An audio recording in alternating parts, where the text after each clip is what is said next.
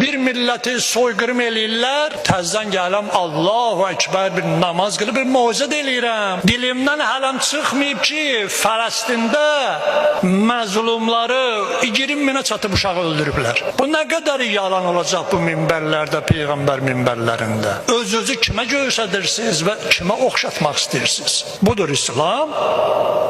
Adın çəkmirəm, çoxuz bilirsiniz, mətbuatda da, xaricdə bizlərdən biri etiraz edir ki, yox, danışmıyor, filan eləməyin, bəhman eləməyin. Bir əhl-i sünnə qardaşımız da onun cavabını verir. Deyir, sənin o Allahın sənə qalsın, bizə lazım deyir elə Allah. Bizim Allahımız başqa deyir, bizim Allahımız məzlumun yanındadır.